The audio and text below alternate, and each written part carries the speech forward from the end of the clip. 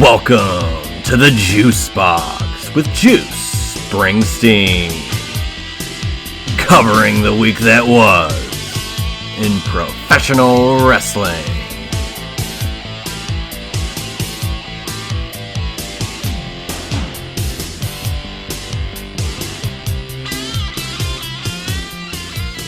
And hello everybody, and welcome to another edition of the Juice Box. I am, of course, Juice Springsteen. Here we are in the last week of March. We're approaching AEW Dynasty. In about a week, we're approaching WrestleMania 41 in about 3.5 weeks.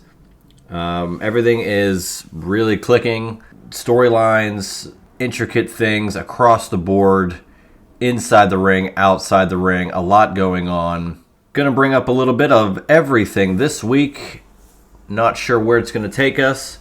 We'll probably just do a lot of news and notes early on, and then we'll kind of wrap around with what happened in the latest build to the WrestleMania card, what's going on there, and then the same with AEW, leading into Dynasty from Philadelphia next weekend.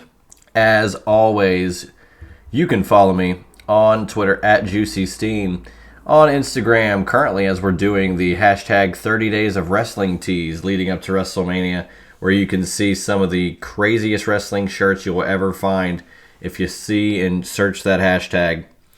Additionally, you can find me on Instagram at Juicy Wrestling Closet. Subscribe to this show on YouTube at JuicySteen, and if you do listen to this show on Apple Podcasts or Spotify, subscribe to it. If you have the time, leave a rating and review. It really helps. Amazon Music as well is where you can find the Juice Box. Couple of news and notes in the Juice Box realm.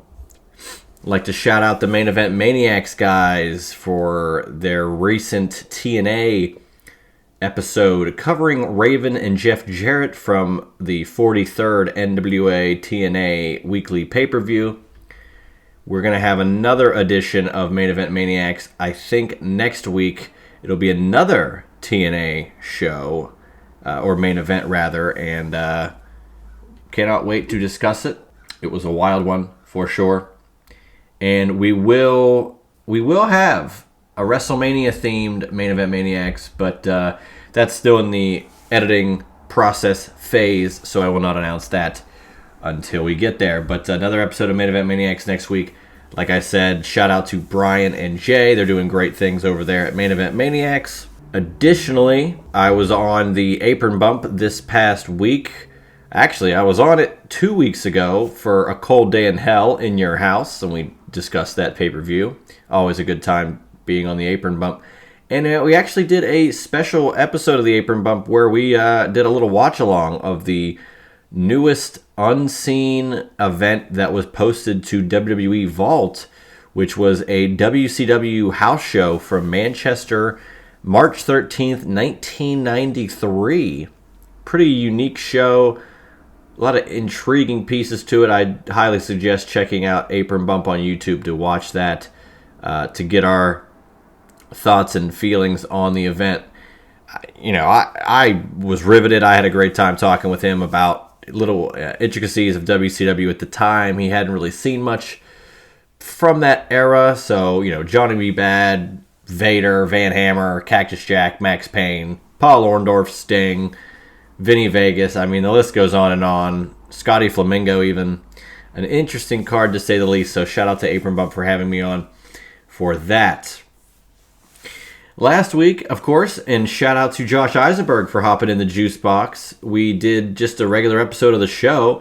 Normally, he is here for predictions, and he will continue to do that. But we had him on for the interesting, we wanted to retort on the Cena heel promo that we first got a taste of from Brussels. And we discussed it in length. I thought it was a very good conversation, very interesting conversation between the two of us. And shout out to Josh. We're going to be talking about the newest Cena promo and Cody interaction here later on in the program. But additionally, into that realm, of other things that might have happened since the last time we had a traditional episode of Just Me Solo, we had the Bruno Forever show. So I had I got to interview Sam Adonis week of the show, which, man, he had a hell of a week after he was on this program. Goes and does a tag team match with Jeff Jarrett, does a moonsault, has a really harsh landing on the rope area there, and dislocates his jaw, breaks his nose, but he is one tough SOB. And, you can't doubt a wrestler's toughness like that. I mean, one moment he's doing the Fargo strut with Jeff. Next moment, he's trying to put his jaw back together on the outside of the ring. So, tough SOB, Sam Adonis. So he was on the juice box. Hopefully that wasn't a bad omen, but for him. But he'll get through it. But he was on the juice box. We discussed a little bit of his career and how he became a wrestling fan and in the business as a whole, of course. And then we discussed and promoted the Bruno Forever event that I watched in person. I had a ticket. I purchased the ticket, I think like in January for this show. I was really excited to go to this thing. It was kind of a tribute to studio wrestling and Bruno Sammartino's life and legacy, Pittsburgh wrestling scene as a whole. It was a really unique event.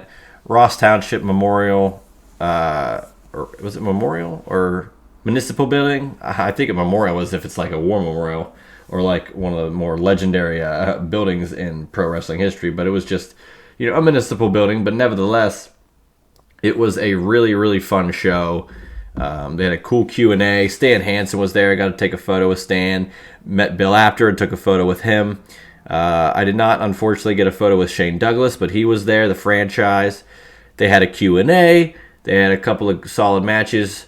Really interesting vibe. And I was thrilled to be a part of that and thrilled to, have Sam on for the show. So, again, hopefully he's feeling better and gets back to it. I'm sure he'll be wrestling sooner rather than later, as most do, even with severe injury. But he's a fighter. He'll get through it. He'll go. I think he's got some bookings in Vegas WrestleMania weekend, so he'll be healing fast and get back out there. So shout out Sam again for being on the program, and I really thank him for making that appearance. Looking forward to more interactions with potentially other wrestlers at some point. You never know what the juice box brings, and there's nothing in the works just yet, but we're plugging away every single day, every single week. You take it day by day to try to help the brand, help the industry as a whole, do what you got to do. And the juice box is by the fans, for the fans, and we are hoping to continue doing what we do here on the juice box each and every single week. And, we got plenty of different items on the table. Main Event Maniacs, Triple Threat Theater, which has been kind of on a hiatus, but more important things have been going on in around all three of our lives at the moment. And of course our prediction shows, which are always fun, and any of my SIP series, which I'm actually recording this on the Rev, who actually turned heel. He's not the Rev Ron Hunt anymore. He's the Revenue, which is actually a badass name for a heel. He's all about money now. He turned at RWA, I think, last month, like that. But it's his birthday today, so shout out to the Rev. Happy birthday to the Revenue. I'm going to start referring to him in that regard. I don't want to cause any trouble with the Revenue. So shout out to him as well. Like I said, a lot of interesting news and notes this week that I'm going to touch on before we really get into the nitty-gritty. And nitty-gritty is just going to be kind of recapping SmackDown and Raw, the great Monday afternoon Raw, and the taped SmackDown. Those are going to be coming to an end. We're going to have Raw live once again at 3 p.m. here on the East Coast this upcoming Monday from London. I know London is housing SmackDown tonight, so that'll be cool. Always a great crowd overseas. I mean, they've taken these shows and elevated them to a level, Road to WrestleMania is always a great, great time to be a fan, but having these types of fans who are hungry for any sort of live entertainment in the form of WWE or AEW to get these SmackDown and Raw episodes, they are really showing that it's worth coming to these towns. So looking forward to that.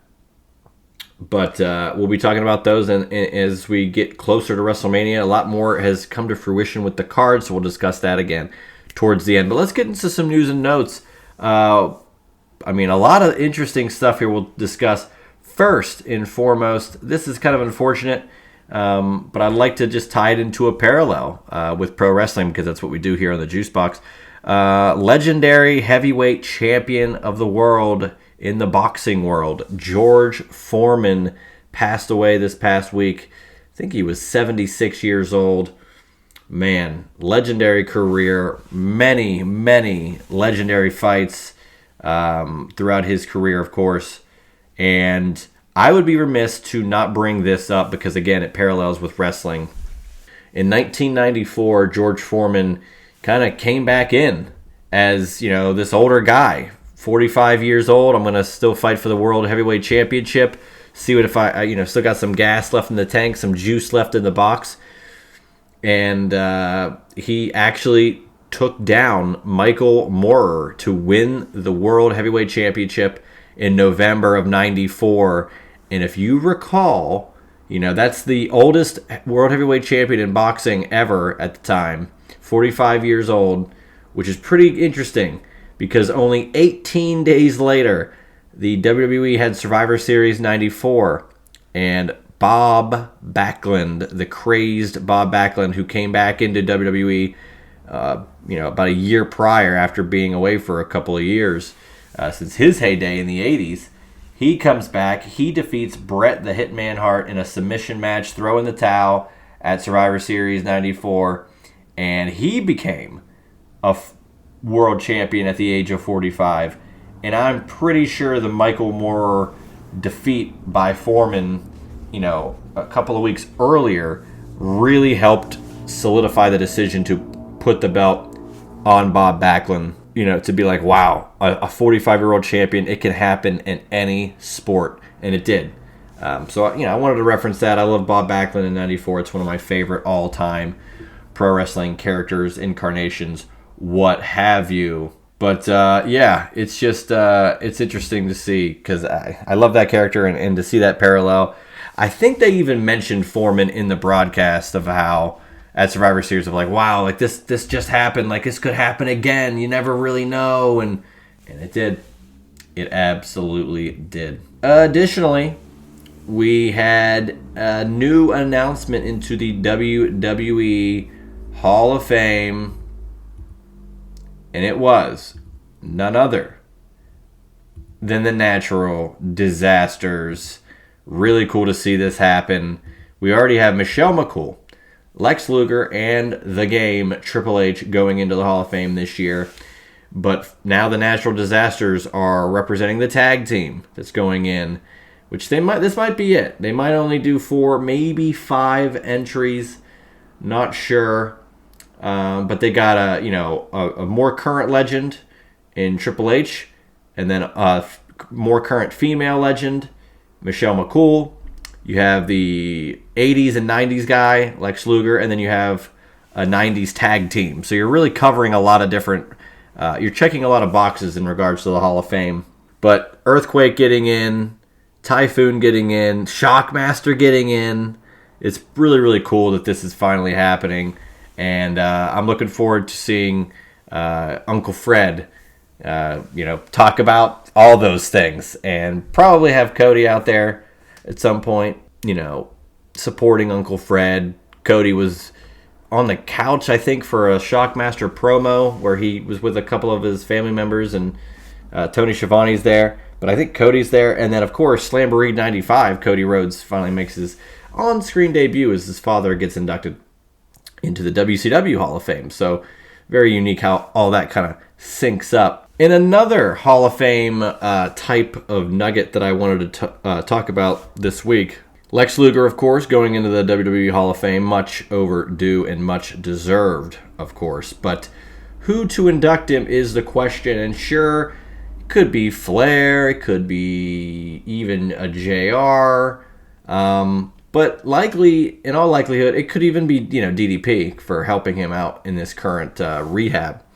And, trying to help him walk again. DDP did that with Jake Roberts, Scott Hall, a lot of other people And I think it would be, it's part of this story. But ultimately, everybody's kind of in agreement that of all people to induct Lex, it should be Sting! And, of course, Sting is under AEW contract. He had his final match in 2024, at Revolution. And at that match, DDP and Lex Luger were there. So, they weren't shown on camera, but they were there. And I don't care if you're Tony Khan or if you're Triple H or even if you were Vince McMahon.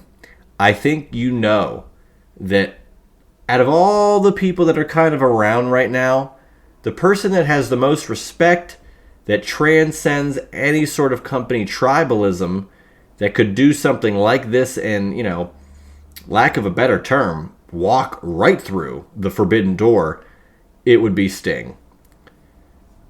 Sting has had a legendary career. He was always a WCW guy. And then he doesn't go to WWE. He goes to TNA and has another great run in his career. And then he does go to WWE. It is what it is. It kind of ends his career early. And then he has a renaissance in AEW. And now he's retired for real. So he's been everywhere. He's respected by everyone. And I think it would behoove of Tony Khan to allow it to happen. I think, of course, the buck probably stops there. And I don't see a way in which that shouldn't happen. I don't know who has the final say. But if Luger's like, hey, I'd like to have Sting induct me, I don't care what it takes. You should get Sting to be there to induct him. Tag partners, friends, gym buddies who, I think created a gym in Atlanta. Main Event Fitness, I believe. So they're really tied together throughout their lives. And I think it'd be a very important moment for both to have Sting induct Luger. So I'm really pulling for that to happen. I have no say in the game, but hopefully this, comes to fruition. It would be really disappointing if it wasn't Sting. I guess even if Sting were there and DDP did it, then that would be, fine. It's just you only get one chance to, be on that stage and, even in Luger's case, potentially walk across that stage for the Hall of Fame. So I think Sting should be the one to ultimately induct Lex Luger, but we'll find out if that happens or not. Here's something interesting. AEW Dynamite this past week, there's a security, involvement in a pull-apart. Who do we see but one formerly known as Von Wagner, perennial big man from NXT who hasn't been around in a while, got released quietly, I believe, last year, if not a little earlier than that, and shows up kind of as, just an extra, quote-unquote, but just the fact that he was on AEW TV, even in that little moment, got a lot of people talking. And I'm curious as if he was supposed to be seen, he was, people thought this was going to be the reaction, and maybe they'll just lean into it. Maybe there's no plan for Von Wagner at all. Maybe Von Wagner's supposed to be a security guy, and then, does something, interferes with something, makes his presence known, maybe comes into a match. You just don't know. If there is a plan, if this was, all a work, or if it was, literally just a happenstance. Hey, look, Von Wagner's on the screen. He's a security guard for AEW. That could be it. But I like, diving in, throwing the straw in there, seeing if there's any juice left. And I think there's a lot of juice left in Von Wagner. I'd like to see him on AEW's roster.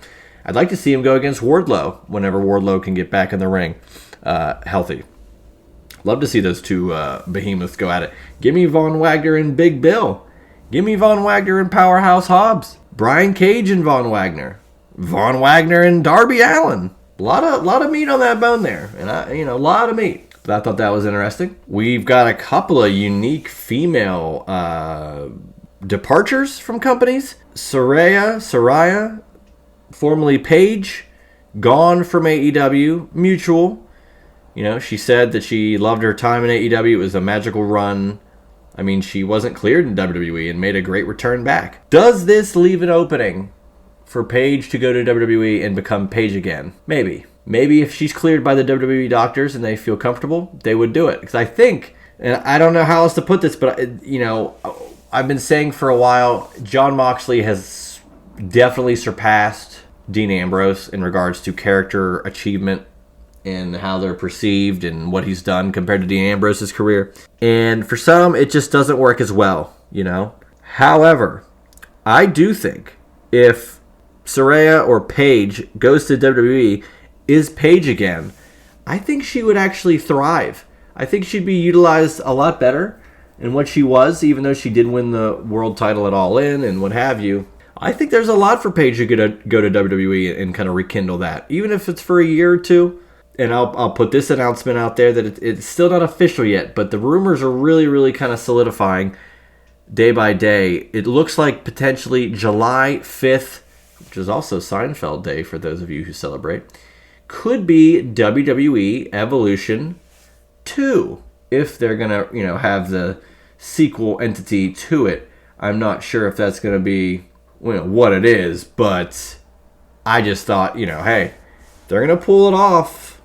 This is the time to do it. The loaded roster across the board.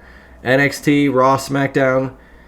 I mean, they're utilizing TNA talent, but I mean, now Jordan Grace is in NXT. Like, there's so many great women's wrestlers in WWE right now.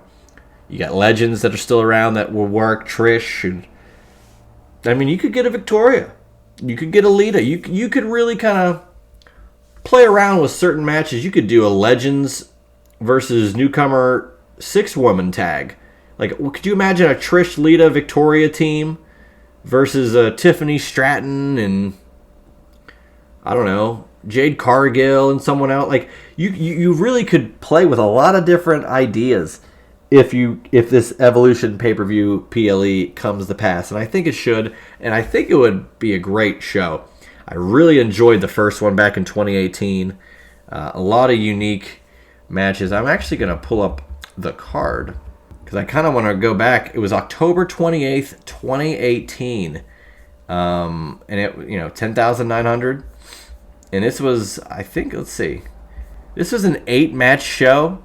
Here's an interesting note. The pre-show, like, dark match, Rhea Ripley successfully defended the NXT UK Women's title against Dakota Kai. Both of those women would be on the main card these days. Rhea would probably main event the whole show. But you had Trish and Lita defeating Mickie James and Alicia Fox. Like, that's amazing. Nia Jax won a battle royal by eliminating Ember Moon, who, of course, we now know is Athena in AEW and Ring of Honor.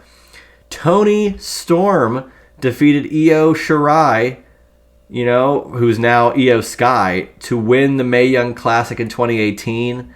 I mean, Io Sky is the Women's World Champion, and Toni Storm is the AEW Women's World Champion.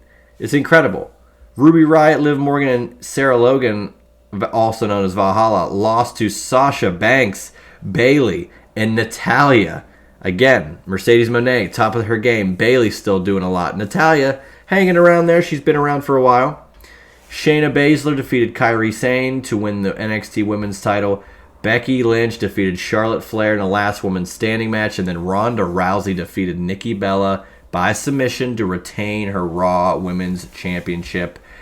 Man, that's a loaded ass card for WWE Evolution the first go round. So I've been really backing a second one, and now that it seems like it's gonna happen. I'm really thrilled. I'm looking forward to seeing it and seeing how it pans out, who they'll put up, who they'll have in, and what kind of matches they can conjure up. So looking forward to that.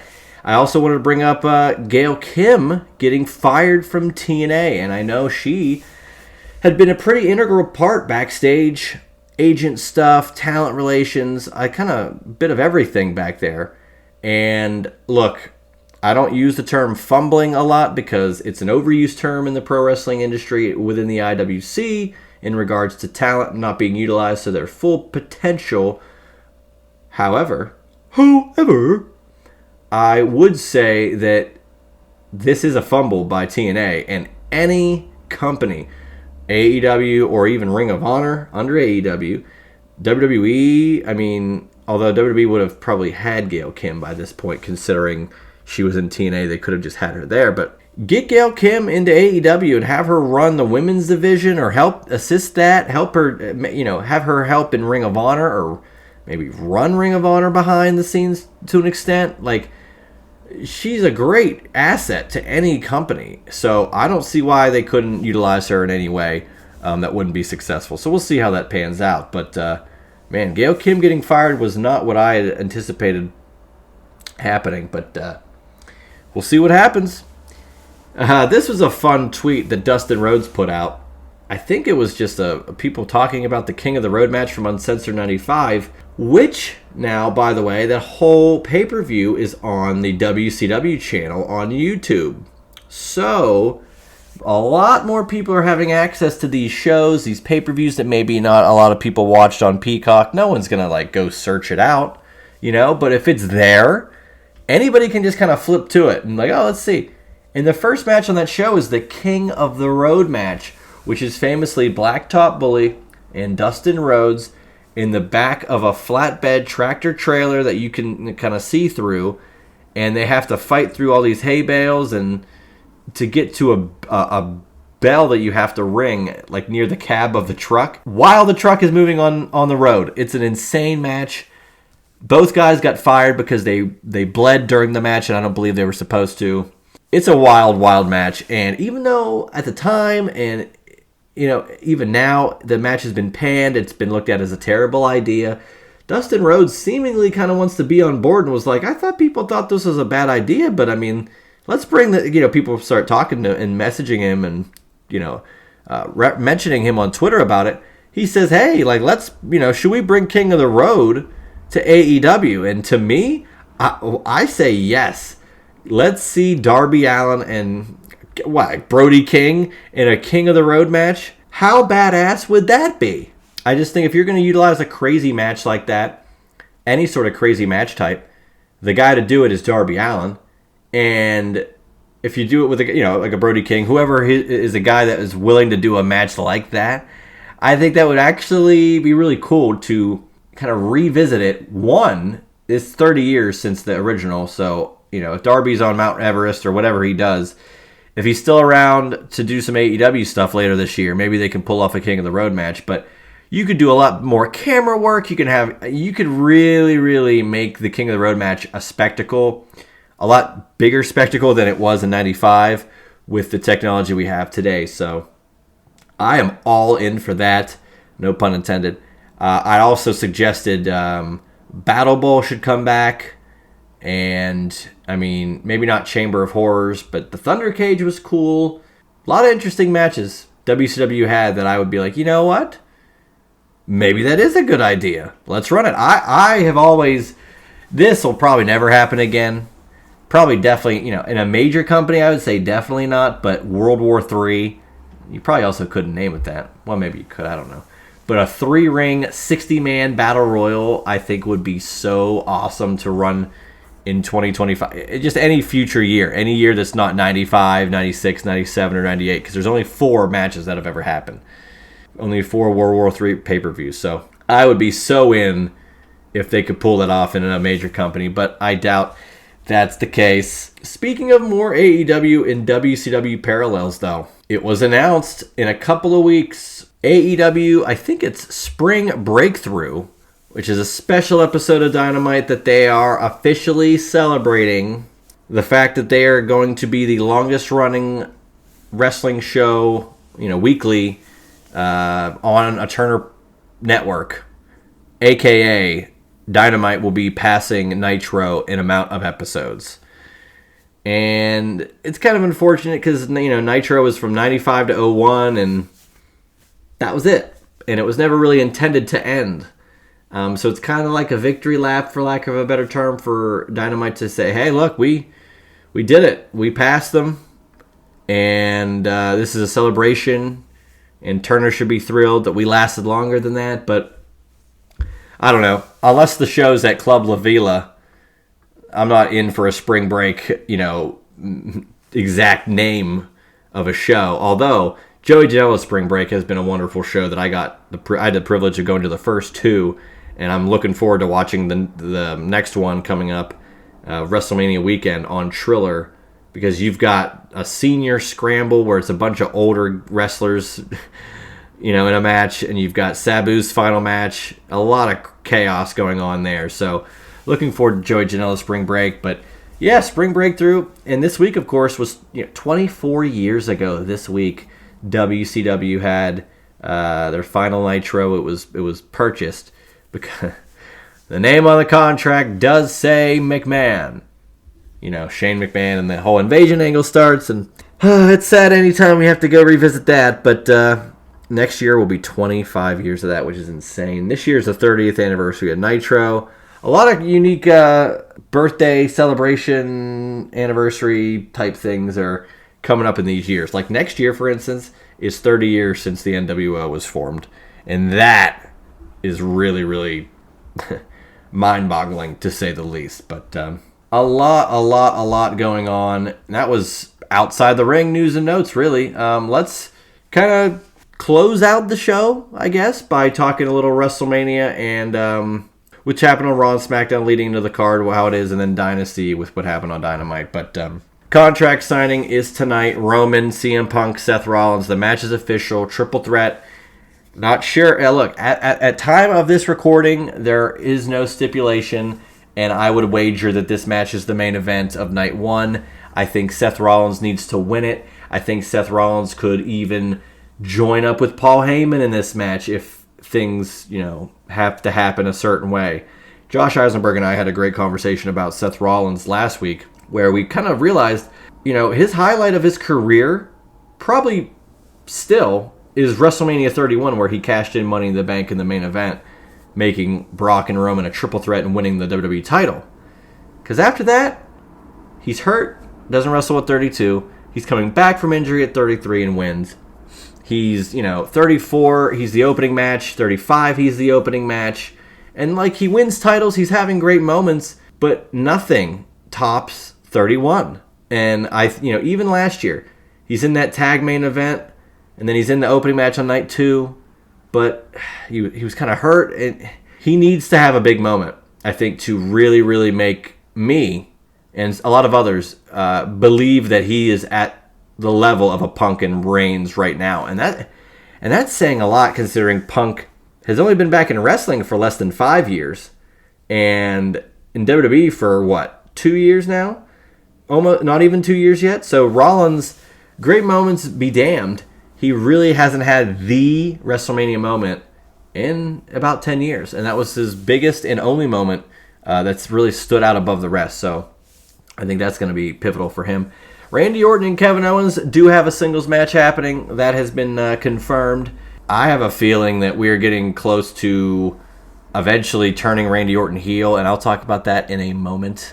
But I'm finally glad this match is happening. Io Sky, Rhea Ripley, either or, will take on Bianca Belair. Singles match for the Women's World title, but I do think it will end up being a triple threat.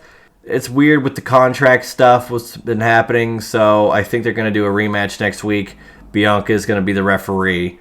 I have a feeling it's going to be a screwy finish, and we're going to get a triple threat anyway. Either way, if that's the case, I think Io Sky needs to retain the championship.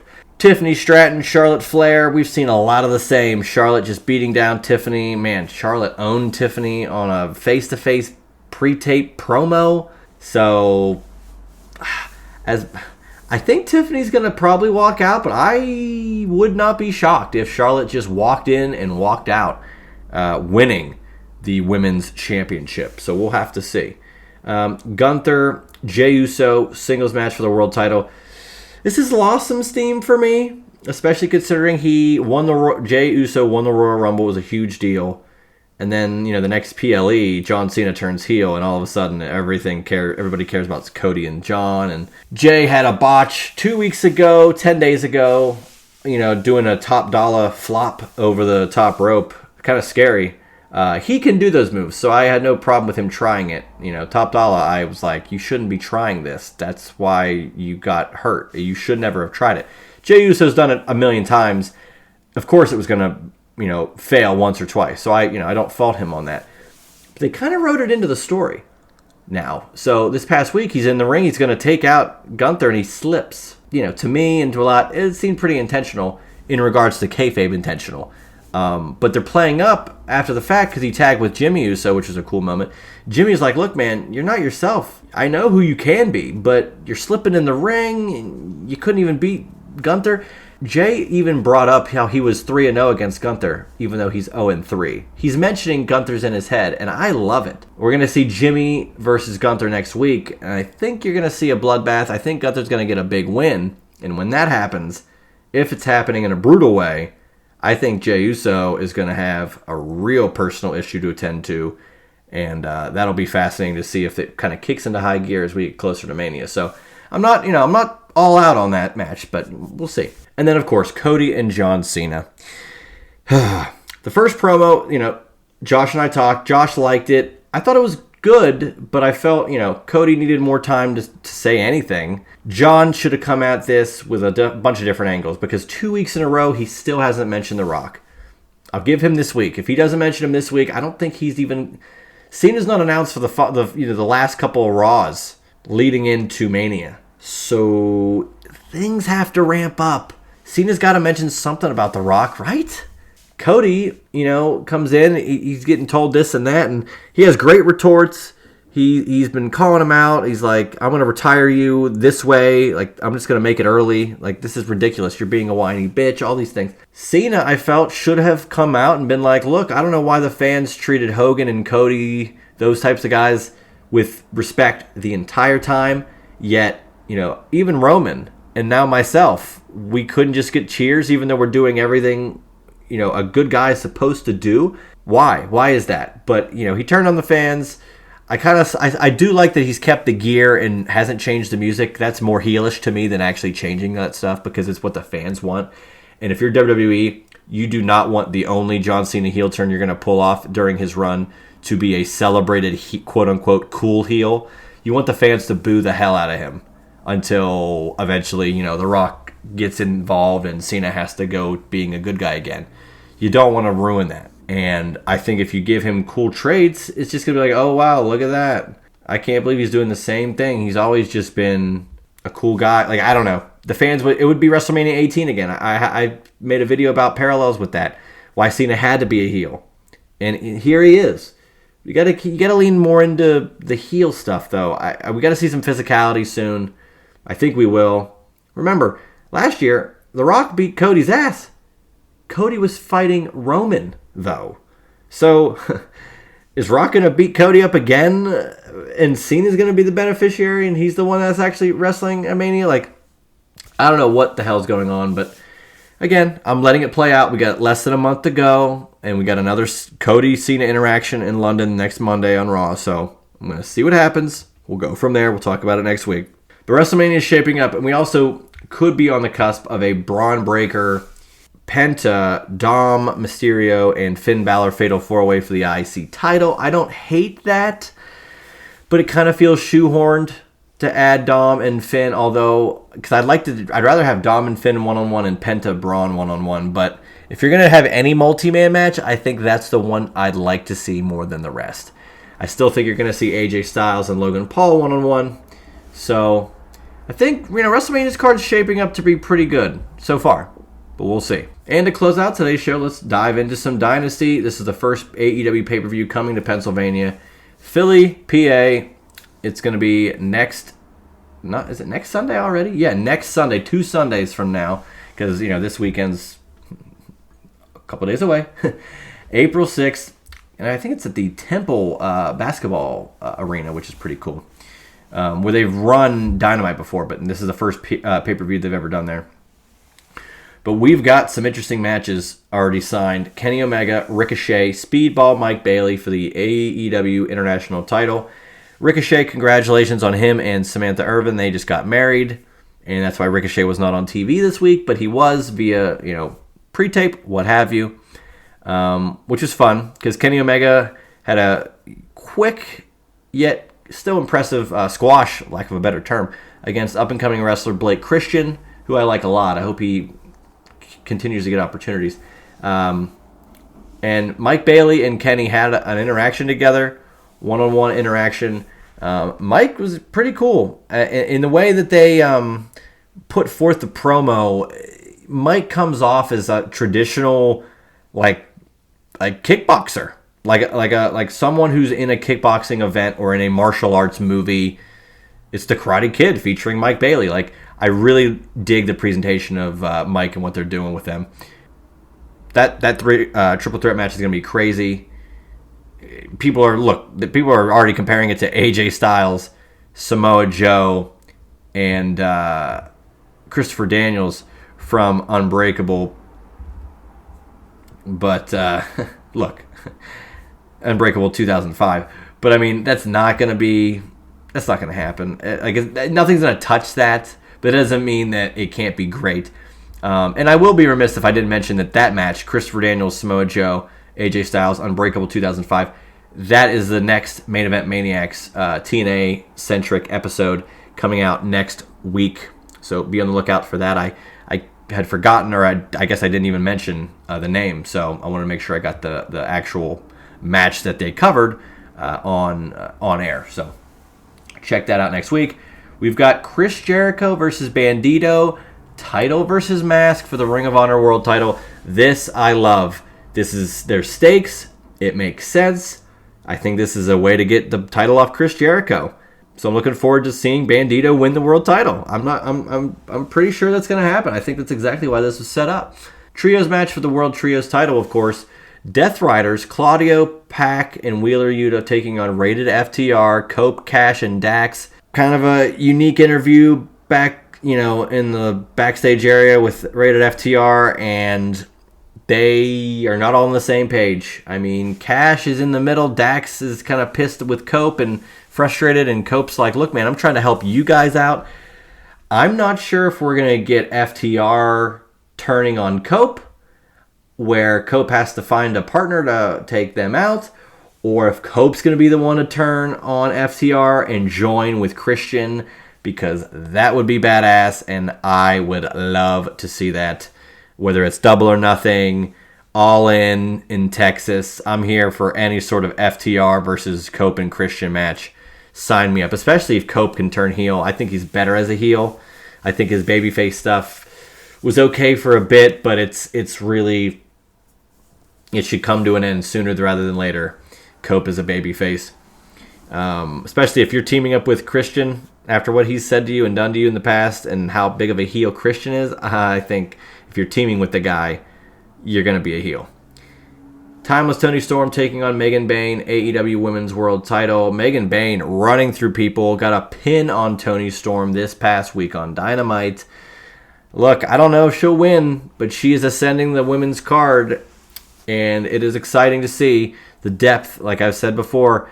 And Mina Shirakawa also, this is another little note I forgot about, she is officially All Elite, leaving Stardom and going officially to All Elite Wrestling, which, again, she's had great moments in there, and I think she's a perfect addition to that roster. Mariah May, Toni Storm, there's so much depth on the women's roster in AEW and WWE. I'd be here for an all-women's AEW pay-per-view. Why not? Why not? And then, of course, Jon Moxley taking on Swerve Strickland, AEW World title. The build for this has been interesting, but the promo this past week was really, really good. Swerve even hearkening back to a promo that Dean Ambrose cut on John Cena saying, "You're just playing John Cena on TV." Swerve goes, "You're just playing Jon Moxley on TV." And it was badass. I love long-term storytelling like that. Clearly it was intentional, and I don't know. I just love little pieces of work like that. And I also wanted to give props to Dynamite this past week. This is just a simple observation, but, Jericho's fed up with Big Bill and Brian Keith, and he's like, look, you get one more chance to, prove you're really doing anything for me in this group, the Learning Tree. Can you please prove it? And you're getting fed up with them. And the next segment is MJF talking to MVP about joining the Hurt business, or the Hurt Syndicate, rather, and MJF's on a handshake agreement, yet Shelton and Bobby Lashley, are like, I don't know, man, I don't know about this, and they kind of stare right at MJF, we don't know if we trust you yet, but, sure, MVP says you're good, so you're good, I guess, but as that happens, then you get Brian Keith and Big Bill coming out saying, look, we want to prove ourselves. We want to challenge for the tag titles. We have a great little promo battle. Big Bill, I thought, held his own with MVP, who's a master on the mic. And the Hurt Syndicate say, look, if you guys get a win next week, I think it's a tag match, you'll get a shot at the World Tag Titles. So I love how there was a backstage segment between a tag team, bled into another segment with two separate entities, but that segment closed with the interviewees from the earlier segment plus the team in the second segment, all blended together, a through line, if you will. I loved every second of it, and I really hope AEW kind of builds that way going forward. Like, this kind of bleeds into this segment, but it also ties into a previous one.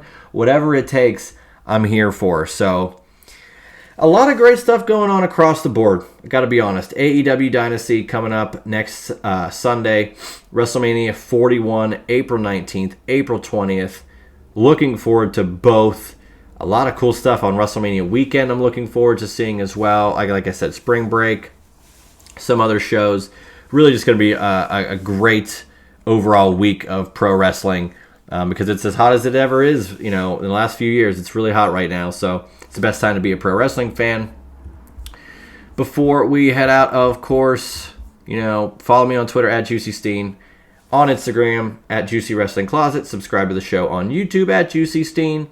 Listen to the show on Amazon Music, juicysteen.podbean.com, and of course on Spotify and Apple Podcasts, where if you listen to it on those platforms, please leave a rating and review. It really does help the show.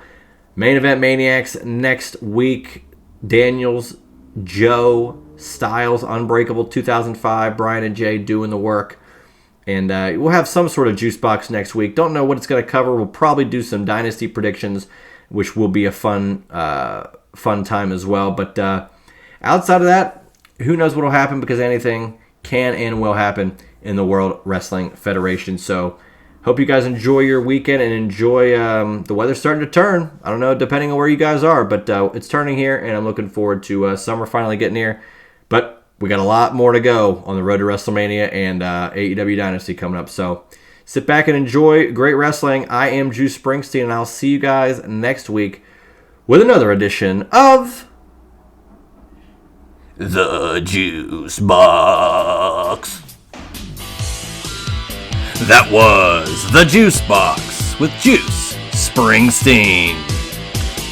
Make sure to subscribe to The Juice Box wherever you listen to podcasts.